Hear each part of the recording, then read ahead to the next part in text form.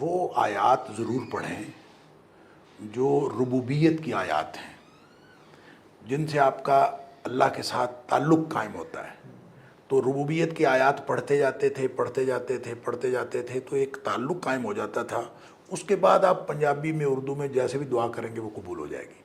تو قرآن حکیم ہی دعاؤں کی قبولیت کا ذریعہ ہے، اور قرآن حکیم ہی آپ کے مختلف جو بیماریاں ہیں اس کا علاج ہے، اور قرآن حکیم ہی شیطان سے حفاظت کا ذریعہ ہے۔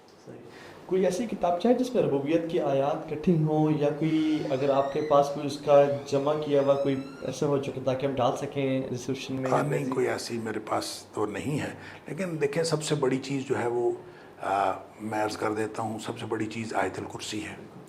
اور یہ 3 آیات جو ہیں حدیث کے مطابق بھی ان کو اسم اعظم کہا گیا ہے۔ یہ جو آیت الکرسی، اور پھر اس کے بعد سورہ آل عمران کی آیت نمبر 2، اللہ لا الہ الا هو الحی القیوم، وہ بھی یہی ہے، اور اس کے بعد پھر سورہ طٰہٰ کی آیت نمبر 111۔ تو یہ جو تینوں آیات ہیں ان کو اسم اعظم کہا گیا ہے۔ مثلا آپ اس کو پڑھ کے دعا کریں، اللہ قبول فرماتا ہے۔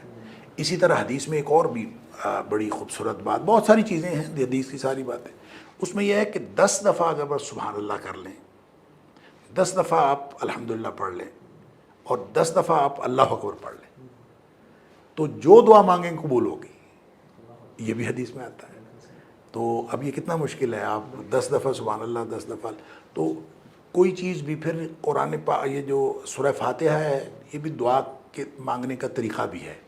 کیا سب سے پہلے اللہ تعالیٰ کی جو معرفت کی باتیں، ربوبیت کی باتیں کی جائیں، پھر اس کے بعد نبی پاک صلی اللہ علیہ وسلم پر درود بھیجا جائے، اور پھر اپنا جو تعلق ہے اللہ کے ساتھ، ایاک نعبد و ایاک نستعین، وہ قائم کیا جائے، پھر اس کے بعد جو مرضی مانگیں، حلف وفاداری، ایاک نعبد و ایاک نستعین، اللہ تعالیٰ کا بنے تو صحیح پہلے، پھر اس کے بعد جو مانگیں گے انشاءاللہ اللہ تعالیٰ قبول فرمائے گا۔ تو دعاؤں کی قبولیت کا کوئی ایک طریقہ نہیں ہے، مختلف طریقے حدیث میں آئے ہیں، لیکن ایک بات ہر دعا کے ساتھ ضروری ہے، اللہ کی تعریف، نبی پاک صلی اللہ علیہ وسلم پر درود، یہ ہر دعا کے ساتھ ضروری ہے۔ اس کے بعد آپ جو دعا مانگیں گے انشاءاللہ امید ہے اللہ تعالیٰ قبول فرمائے گا۔